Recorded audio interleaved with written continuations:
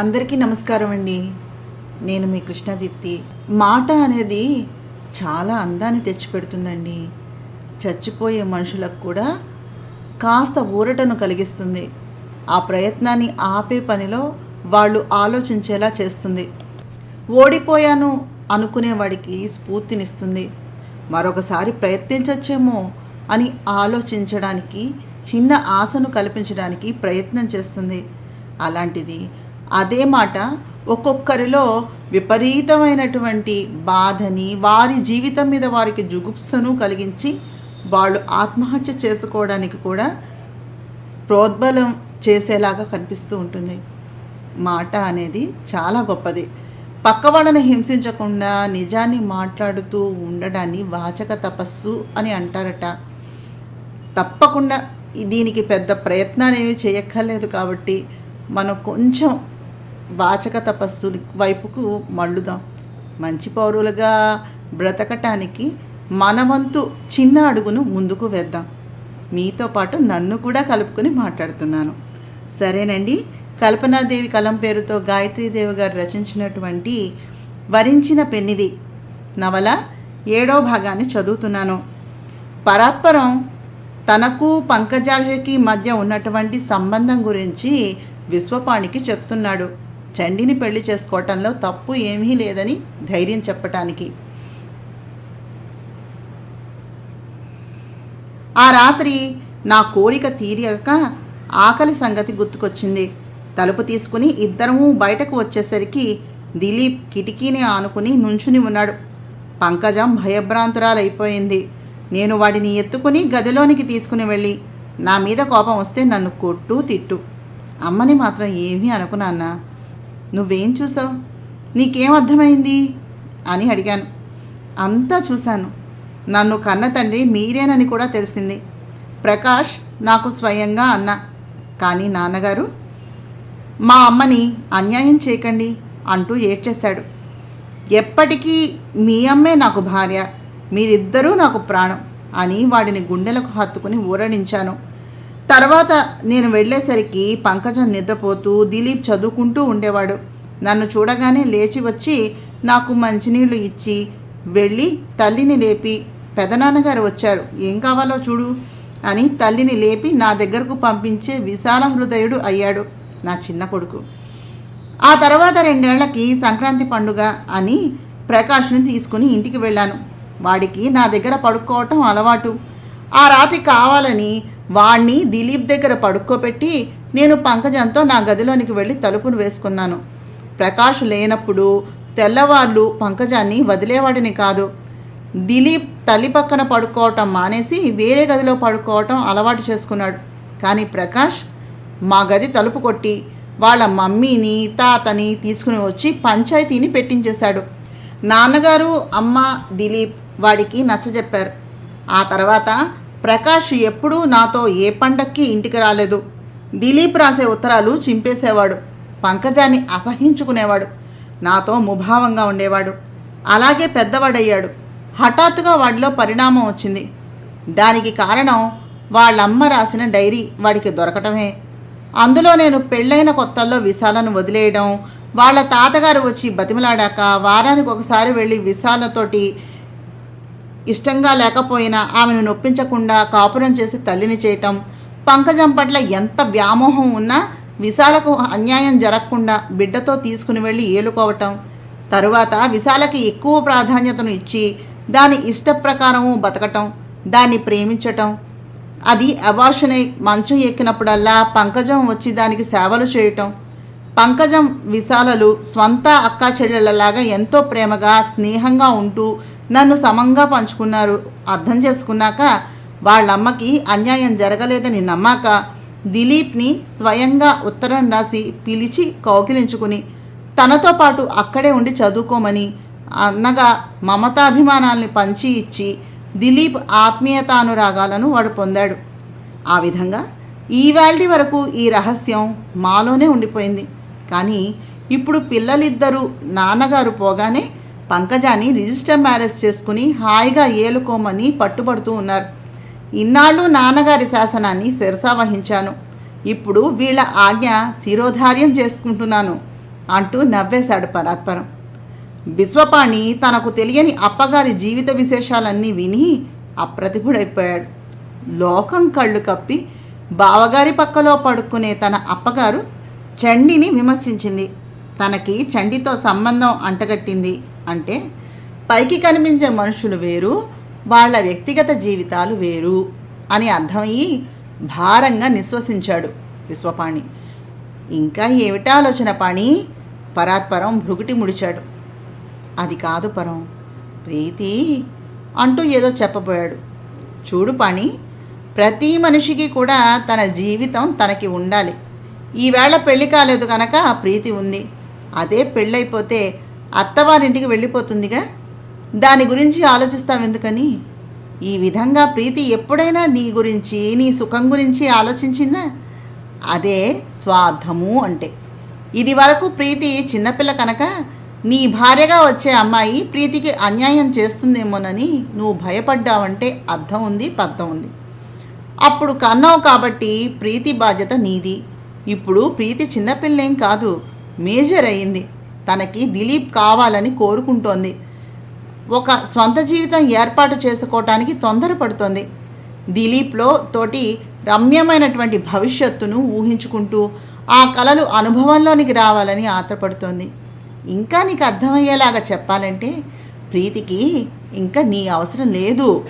దిలీప్తో అందాల దాంపత్యంలో లభించేటటువంటి సుఖానుభూతుల కోసం ఆశగా ఎదురు చూస్తోంది. తల్లిదండ్రుల అవసరం, ఆధారం, అండ పసిపిల్లలుగా తప్పటడుగులు వేసేటప్పుడే కావాలి. పెద్దవాళ్ళయ్యాక పెరిగిన గూటిని పెంచిన తల్లిదండ్రులను వదిలి వెళ్ళిపోవటం, ఎవరి బతుకులు వారు బతకడం సహజం కదా. రెక్కలొచ్చేంతవరకే గూటిలో ఉంటాయి పక్షులు. ఇది ప్రకృతి ధర్మం. ఒకవేళ తర్వాత ఉంటానన్నా తల్లి తండ్రి పక్షులే తరిమేస్తాయి. కారణం, ప్రతి ప్రాణికి తనది అనే జీవితం అవసరం కనుక. అలాగే ప్రీతికి ఇప్పుడు దిలీప్ అవసరం. అతనితో పెళ్లి చేసి పంపించినట్లయితే ప్రీతి లోకంతో పాటే ఏకమైపోతుంది. కడదాకా నిలబడదు. ప్రీతి వెళ్ళాక ఏర్పడే ఒంటరితనాన్ని, శూన్యాన్ని భరించలేవు పాణి. పగలంతా గడిచినా రాత్రిళ్ళు గడవదు. ఈ లోకం కోసం, ఈ ప్రీతి కోసం నువ్వెందుకు అన్ని సుఖాలకి దూరం కావాలి చెప్పు? నీది అనే జీవితాన్ని మర్చుకో. మరో దిక్కులేని అమ్మాయికి నువ్వే సర్వస్వంగా మారి నీ స్వంతం చేసుకో. పిల్లల్ని కని వంశాన్ని నిలుపుకో. ప్రీతితో నీ జీవితం ఆగిపోకూడదు. నిరంతరం ప్రయాణించి జీవన తీరాలు చేరటమే మానవుని మనుగడ. నీకంటే పెద్దవాణ్ణి ఉండి నేనే మళ్ళీ పెళ్ళికి, స్వంత జీవితానికి సిద్ధపడుతున్నాను. పంకజానికి ఆపరేషన్ అయిపోయింది, లేకపోతే నేను కూడా ఆడపిల్లని కని ఉండేవాడినేమో అన్నాడు పరాత్పరం చిరునవ్వుతోటి. అంకుల్, నాన్నగారికి ఈ వయసులో పెళ్లి చేయడానికి కారణం ఏమిటో తెలుసా? ఆయనకి, పిన్నికి దిలీపు, నేను కూడా కాపలా కాయలేకపోతున్నాం. ఇంటి నిండా పనివాళ్ళు. ఇన్నాళ్ళు కాపాడబడినటువంటి రహస్యం ఇప్పుడు బయటపడటం మాకు ఇష్టం లేదు. తాతయ్య పోయాక ఆయన తాలూకు బంధాలు, శాసనాలు, బాధ్యతలు తెగిపోతాయి. ఇక పరువు ప్రతిష్టలు అంటావా? అవి డబ్బు గల వాళ్ళ పెంపుడు కుక్కలు కదూ. అధికారం, సామర్థ్యం, మానసిక బలం ఉంటే లోకానికి ధిక్కరించి ఏ పనినైనా చేయవచ్చు. తమ్ముడు పోయాక మూడైపోయిన మరదలి బతుక్కి అర్థం కల్పించి పసుపు కుంకుమలు ప్రసాదించిన విశాల హృదయునిగా నాన్నగారికి పేరు వస్తుంది. ఆదర్శం మాటల్లోనే వర్ణించే సమాజానికి కనువిప్పు కలుగుతుంది. ఇన్నాళ్ళు లోకానికి భయపడుతూ బతికిన నాన్నగారికి, పిన్నికి ఆచారాల నుంచి విడిపించి, ఆ చెర నుంచి విడిపించి ప్రపంచంలోనికి తీసుకురావాలనేది మా తాపత్రయం. దీనికి ముఖ్య కారణం, తలనొప్పి వస్తే, కాళ్ళు లాగితే, నీరసమే వస్తే ఆ సంగతి మాతో చెప్పలేక బాధపడుతూ రాత్రి పిన్ని చేత సపర్యలు చేయించుకుంటున్నారు. ఆ రహస్యం పెళ్లి ద్వారా పబ్లిక్ అయిపోతే ఈ చాటుమాటు బతుకు భయం ఉండవుగా. ఏ మగవాడైనా తన శరీరాన్ని పంచుకునే ఆడదానితో చెప్పి స్వంత పనులు చేయించుకున్నట్టుగా ఇక ఎవరితోనూ మనస్సు విప్పి చెప్పుకోలేడు కదా. రేపు నువ్వు అంతే. కాలు నొచ్చుతుంది, తల నొచ్చుతుంది. ఎవరో నీ బాధ్యతను వహిస్తారు చెప్పు? నీకంటూ ఓ మనిషి తోడుంటే ఆ బాధ్యతలను ప్రీతిపూర్వకంగా నిర్వహిస్తుంది. నిన్ను కోరుకునే అమ్మాయి నీ అంటూ నువ్వంటే ప్రాణం పెట్టేటటువంటి అమ్మాయి, నీకోసం ఏదైనా చేయడానికి సిద్ధపడే అమ్మాయి దొరికితే ఆ జీవితం ఎంత స్వర్గంలా ఉంటుందో ఒక్కసారి ఆలోచించంకు అన్నాడు ప్రకాష్. మావయ్య, ఇంకా ఏమిటా మౌనం? దిలీప్ విశ్వపాణిని కదిపాడు. దీపు, నాకేమిటో సిగ్గుగా, భయంగా, మొహమాటంగా, జంకుగా, కంగారు కలుగుతోందిరా. నాకు కొంచెం టైం కావాలి, దయచేసి ఇలా ఒత్తిడి తేవకు అన్నాడు వేడుకోలుగా విశ్వపాణి. నేను ఒత్తిడి తేను, నీ కూతురు తెస్తే నాకు సంబంధం లేదు. నీ సమాధానం మీద మా బతుకులు ఆధారపడి ఉన్నాయి. మరి బాగా ఆలోచించి నీ నిర్ణయాన్ని చెప్పు, కంగారేం లేదు అన్నాడు దిలీప్. తల్లిదండ్రుల్ని చూసి వస్తానని బయలుదేరి వెళ్ళిన చండి ఎంతకీ రాలేదు. ఆమె కోసం ఎదురు చూస్తూ కారిడార్లో పచాలు చేస్తూ ఉన్నాడు విశ్వపాణి. ప్రీతి, దిలీప్లు, సఫలా, ప్రకాష్లు పిక్చర్కి వెళ్ళిపోయారు ఏకాంతాన్ని కోరుకుంటూ. ఆదిశేషయ్య గారికి 2 రోజుల నుంచి కాస్త మార్పుగా ఉంటుంది. ఇక రోజుల మీదే ఉన్నాడని దిలీప్ చెప్పేశాడు. కొడుకు కోడళ్లుగా ఆయన్ని పంకజము, పరాత్పరము కనిపెట్టుకుని చూస్తున్నారు. పంకజానికి ఆదిశేషయ్య గారంటే విపరీతమైన గౌరవమే కాదు, భక్తి కూడా ఉంది. కారణం, ఆమె జీవితం నాశనం కాకుండా పెద్ద కొడుకు చేతుల్లో పెట్టిన మానవతావాది ఆదిశేషయ్య గారు. ఇంతలో కారు తీసుకుని డ్రైవర్ వచ్చేశాడు. విశ్వపాణి గబగబా కిందకు వెళ్ళి, ఏది చండి అని అడిగాడు. ఉదయం 10ంటికి వెళ్ళిన మనిషి 6 రాకపోవటంతో వేగిరపడ్డాడు. 6 అక్కలు బావలు వచ్చారటండి, ఏదో గొడవ పడతా ఉన్నారు. ఇప్పుడు రాను వెళ్ళిపోమన్నారండి అన్నాడు డ్రైవర్. సరే, నువ్వు వెళ్ళు, నేను వెళ్ళి తీసుకొస్తాను అని విశ్వపాణి స్వయంగా కార్ డ్రైవ్ చేసుకుంటూ బయలుదేరాడు. ప్రీతి వెళ్ళి దాదాపు గంట అయ్యింది. ఈ కాస్త సమయానికే ఒంటరితనం ఇంత బాధ పెడుతూ ఉంటే నిజంగా ప్రీతికి పెళ్లి జరిగి వెళ్ళిపోయినట్లయితే తను ఏమైపోతాడు అనిపించింది ఆయనకి. దిలీప్, ప్రకాష్, పరాత్పరాల ప్రబోధం బాగా గుర్తుకొచ్చింది. మనస్సుకి దగ్గరగా వచ్చిన చండిని మొట్టమొదటిసారిగా ఆ భావనతో ఆలోచిస్తేనే సిగ్గు వేసింది ఆయనకి. వాళ్ళ ముగ్గురితో మాట్లాడి వచ్చిన దగ్గర నుంచి తనకి తెలియకుండానే చండి గురించి ఎగ్జైటింగ్గా ఎదురు చూస్తూ ఉంటే ఆమె రాలేదు. ఖాళీ కారు వచ్చింది. ఇక ఆ ఆత్రాన్ని కంట్రోల్ చేసుకోలేక తనే బయలుదేరాడు. విశ్వపాణి చండి గుమ్మం ముందు కారాపి దిగి లోపలకు వెళ్ళబోతూ టక్కున మీట నొక్కినట్టుగా ఆగిపోయాడు. లోపల నుంచి గట్టిగా కేకలు ఉన్నాయి. ఎందుకయ్యా శర్మ, మమ్మల్ని ఎందుకు ఇలా బాధపెడతావు? మాకు కొడుకైనా కూతురైనా చండే. తన రెక్కల కష్టంతో మమ్మల్ని పోషిస్తోంది. చూడటానికి పిలవకపోయినా వచ్చారు, సంతోషం. ఇక మమ్మల్ని మా కర్మానికి వదిలి వెళ్ళండి, మీకు పుణ్యం ఉంటుంది అంటున్నాడు పరంధామయ్య. విశ్వపాణి గుమ్మంలోనే అది చూస్తూ నిలబడిపోయాడు. ఎందుకు పోషించదు? ఆ జడ్జి లాంటి డబ్బున్న ఆసాముల్ని ఇంకో 4 5 తగులుకుంటే పోషించడం ఏమీ పెద్ద కష్టం కాదులేండి. చండి ఇలా బరి తెగించి తిరగడానికి కారణం మీరు. లోకమంతా ఏమంటోందో, పరువు ప్రతిష్టలు ఏమైపోతున్నాయో అనే ఆలోచన కూడా లేకుండా పొట్ట కోసమని కన్న కూతురి చేత వ్యభిచారం. శాస్త్రి, దయచేసి ఇంక నువ్వు మాట్లాడకు. మేం కూటికి పేదలమే కానీ కులానికి కాదయ్యా. జడ్జి గారు దేవుడు లాంటి మనిషి. వంట మనిషిగా అక్కడ పనిచేసి మమ్మల్ని పోషిస్తోంది మా బిడ్డ. అది చూడలేని లోకులు ఏదో అంటే అది నిజమని నమ్మి ఇలా ఇంటి మీదకి వచ్చి యుద్ధం చేస్తారా? ఇది ఏమన్నా భావ్యంగా ఉందా అన్నాడు ఆయన ఏడుస్తూనే, చెప్పలేక బాధగా. అక్కడ వంట మనిషిగా చేస్తోందని మీరంటే నమ్మేంత బెర్రి వెధవులు ఎవ్వరూ లేరు ఇక్కడ.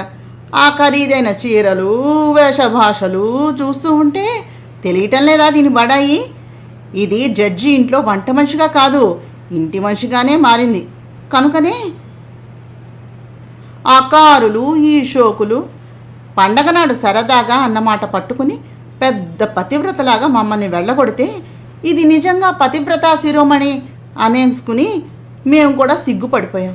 కానీ ఇది ఇంత పబ్లిక్గానే రంకు వేషాలు వేస్తూ ఉంటే చూస్తూ చేతులు ముడుచుకుని కూర్చోలేంగా అన్నాడు శర్మ రెచ్చిపోతూ. చండీ, ఆఖరిసారిగా చెప్తున్నాను, నీకు ఆ జడ్జితోటి ఎలాంటి సంబంధం లేకపోతే మీ బావగారు తెచ్చినటువంటి సంబంధం చేసుకుని సుఖపడు. 4 నోళ్లలోనూ పడకే అంది చండిక.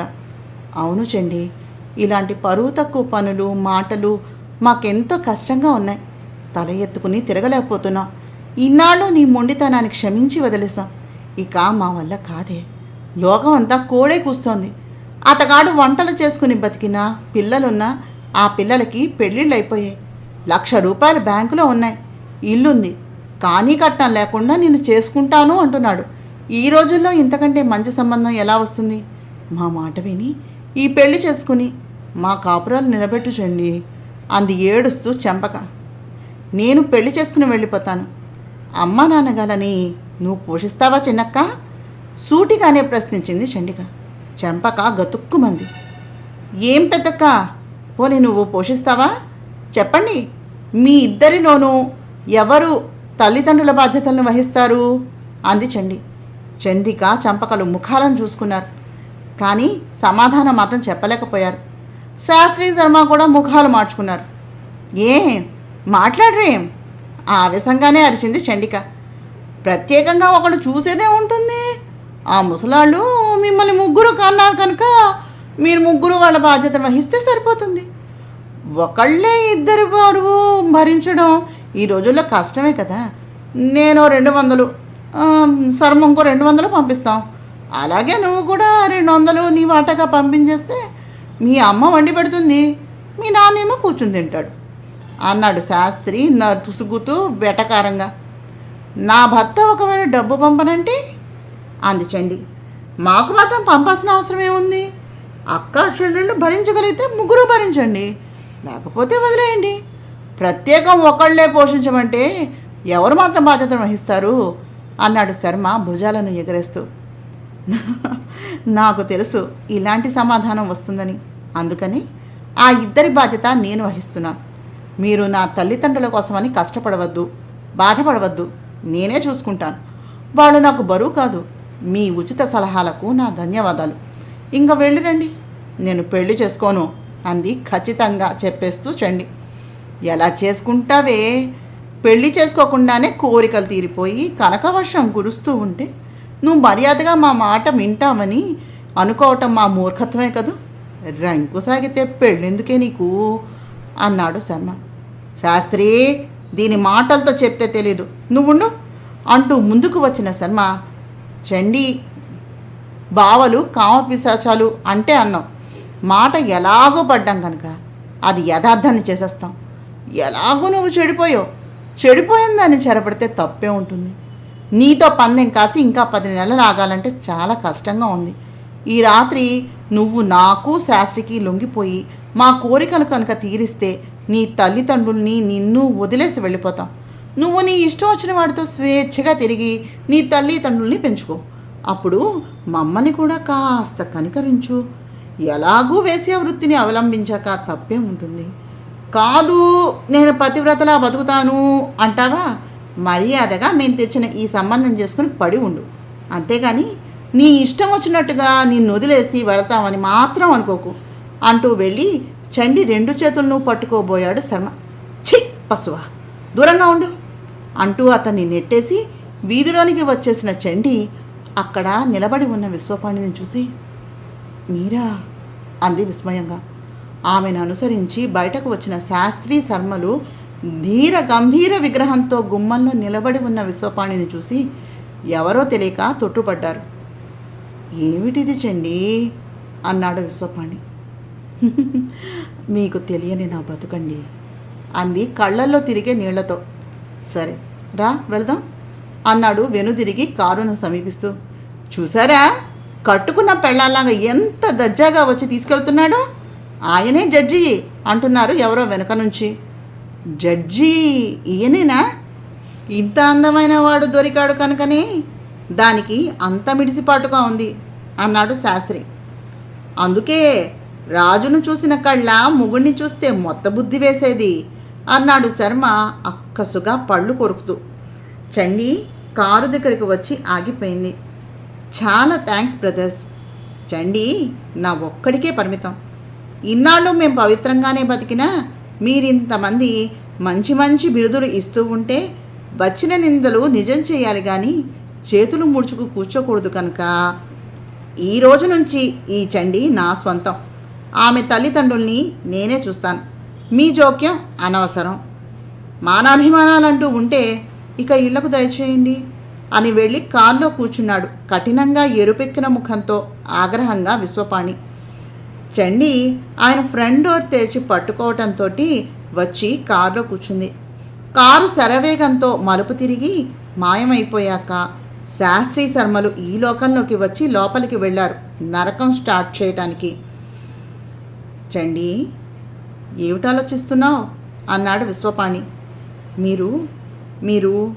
మీరన్న మాటలు ఎలా అర్థం చేసుకోవాలో అని. నిజంగా ఆ మాటలు యథార్థం చేయడానికే అన్నాననుకుని భయపడుతున్నావా? డోంట్ బి సిల్లీ, నాకంత ధైర్యం లేదు అన్నాడు రోడ్డు వైపు చూస్తూ గాఢంగా నిట్టూర్చి విశ్వపాణి. అంటే ఆ ధైర్యం ఉంటే అన్నమాట ఆచరణలో పెట్టేస్తారా? కళ్ళు పెద్దవి చేసి చూసింది ఆశ్చర్యంగా. సందేహమా అని నవ్వి, లోకం చేత సంబంధం ఉంది అని అనిపించుకుంటూ, నిజంగా రోషం ఉన్న మగవాడు నిందపడి ఊరుకుంటాడా చండి? ఎక్కడో నా లాంటి పిరికివాడు ఉంటాడు అన్నాడు విశ్వపాణి. ఇన్నాళ్ళు లోకం అనుకున్న దాన్ని మీరు ఈవేళ అంగీకరించేశారు. ఎందుకు ఇలా చేశారు? మనస్సులో ఏ ఉద్దేశమూ లేకుండా ఎందుకని లేని కళంకాన్ని ఆపాదించుకోవాలి చెప్పండి అంది కోపంగా. అందులో సంతృప్తిని వెతుక్కుందామని అన్నాడు నవ్వుతూ. చండి దెప్ప వాల్చకుండా చూసింది విశ్వపాణిని. అలా చూడకు, నాకు సిగ్గేస్తుంది. లోకం అన్నదాన్ని అంగీకరించడానికి కారణాలున్నాయి చండి అన్నాడు వణికే చేత్తో చండి చెయ్యి పట్టుకుని చెంప కానించుకుంటూ. ఏమిటవి? విశ్వపాణిని పరీక్షగా పరిశీలనగా చూడసాగింది. మొదటిది, నీకోసం ఇంకే మగవాడు ఆశపడకూడదు అని. రెండోది, నేను ఆ మాట చెబితే గాని నీ మీద నాకు హక్కు అధికారాలు ఏర్పడవు. ఇంకా 3, శాశ్వతంగా నేను నా ఇంట్లో ఉంచేసుకోవాలంటే నాకు ఇంతకన్నా మరో మార్గం కనిపించలేదు అన్నాడు. అందుకని మీ గౌరవాన్ని, ప్రెస్టేజీని, పేరు ప్రతిష్టలను మర్చిపోయి ఇంత సాహసం చేస్తారా? ధర్మమూర్తిగా ఇన్నాళ్ళు తెచ్చుకున్న మంచితనాన్ని కోల్పోయి నవ్వుల పాలైపోతారా? ఇదేం విపరీతం! నన్ను శాశ్వతంగా మీ ఇంట్లో ఉంచుకోవడం కోసమని లేని కళంకాన్ని మోస్తారా? ప్రపంచానికి తీర్పులిచ్చే ధర్మమూర్తిగా పదవిని అధిష్ఠించి ఉండి ఆ ధర్మానికి అపవిత్రతను ఆపాదిస్తారా? ఇది మీ ఉనికికి ఎంత మాయని మచ్చ తెస్తుందో ఊహించలేకపోయారా మీరు? అంది ఆగ్రహంగా ఆవేశంతో చండి. మరి నన్నేం చేయమంటావు చెప్పు, పోనీ నువ్వే చెప్పు అన్నాడు. లోకం గౌరవించే పని చేయండి, గౌరవప్రదంగా బతకండి. మీ వాళ్ళు మిమ్మల్ని చూసి గర్వపడేలా, మెచ్చుకునేలా చేజారిపోతున్నటువంటి పరువు ప్రతిష్టలను కాపాడుకోండి అంది గంభీరంగానే. అంటే నేనేం చెయ్యాలి? పెళ్లి చేసుకోండి అంది వెంటనే చండి. థ్యాంక్స్ చండి, థ్యాంక్స్ అలాట్. చాలా చక్కని మార్గం. ఎప్పుడు చేసుకుందాం? నవ్వుతూ అడిగాడు అదోలా చూస్తూ. మీకు ఇష్టమైనప్పుడు చేసుకోండి, దానికి నన్ను అడగడం దేనికి? నిన్ను చేసుకునేటప్పుడు నిన్ను అడగకపోతే ఇంకెవరిని అడగాలి? విశ్వపాణి చండీ తల మీద మొట్టికాయ వేసి నవ్వాడు. విశ్వంజీ, చండిక దిగ్భ్రాంతిగా చూసింది ఆయన వైపు. అదేమిటి అలా చూస్తావు? ఏం, నేను నచ్చలేదా? నేనంటే ఇష్టం లేదా? లేక నన్ను భర్తగానే ఊహించుకోలేదా అన్నాడు నవ్వుతూ పాణి. సమయం సందర్భం లేకుండా జోక్ వేయకండి. సీరియస్గా మాట్లాడుకునేటప్పుడు పరిహాసాలు మంచివి కాదు కదా అంది ముఖం తిప్పుకుంటూ చండిక. ఒక్క క్షణం ఆమెను పరీక్షగా చూసిన విశ్వపాణి కారును ఓ పక్కగా ఆపుచేసి చండికి దగ్గరగా జరిగి గడ్డం పట్టుకుని ముఖం తన వైపు తిప్పుకొని ఆమె కళ్ళల్లోకి పరీక్షగా చూస్తూ, నేను నేను నేను నిజంగానే అడుగుతున్నాను చండి, పరిహాసం కాదు. నన్ను పెళ్లి చేసుకుంటావా అన్నాడు ఉద్విగ్నతతోటి ఊపిరి బిగపట్టి చూస్తూ. మీరు మీరు నన్ను చేసుకుంటారా? విభ్రాంతిగా చూసింది. నువ్వు నన్ను అంగీకరిస్తే మనస్ఫూర్తిగా నా భార్యగా స్వీకరిస్తాను. కానీ నేను ఒంటరిదాన్ని కాను. అమ్మా నాన్నలు అనే 2 బాధ్యతలతోటి, బంధాలతోటి, బరువులతో ఉన్నాను నేను. అయినా ప్రీతికి ఇష్టం లేకుండా, మీ మనస్సులో నా పట్ల అలాంటి ఆసక్తి లేకుండా, కేవలం వండి పెట్టే దిక్కు కోసమని ఈ పెళ్లి చేసుకోవడం మంచిది కాదు.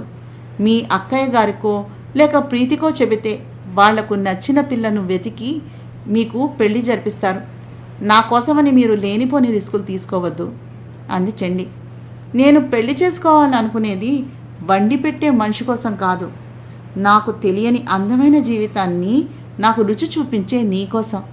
నీ పట్ల నాకు ఎలాంటి ఆసక్తి లేదని ఎవరన్నారు? విశ్వపాణి కళ్ళు కొంటిగా నవ్వాయి. చండి 2 చేతులు పట్టుకున్నాడు. మీరు చండి విశ్వపాణిని విస్పారిత నేత్రాలతోటి చూసింది. ఏనాడు కనిపించని మరో మనిషి విశ్వపాణిలో ఆమెకు సాక్షాత్కరించాడు. నమ్మలేనట్టుగా చూస్తోంది. చండి, మర్యాద కోసం, సభ్యత కోసం సంస్కారవంతుడిగా నీకు కనిపించాను. నా అసలు స్వరూపాన్ని నువ్వు విన్నాళ్ళు చూసావు. ఆ మర్యాద అనే తెర తొలగించి నా మానసిక ప్రవృత్తిని గమనించమని, నిన్ను కావాలనుకునే నాలోని మరో స్వార్థపరుని నిజస్వరూపాన్ని అర్థం చేసుకోమని నిన్ను ప్రార్థిస్తున్నాను. నువ్వు కనిపించిన కొత్తల్లో నీలోని అల్లరి మనస్తత్వం, నిజాయితీ, ఉద్యోగం కోసం నువ్వు పడే యాతన చూశాను. తర్వాత రుచికరమైన వంట చేయటమే కాకుండా అశాంతి సమయాల్లో ఊరట ప్రసాదించే స్నేహితురాల్ని చూశాను.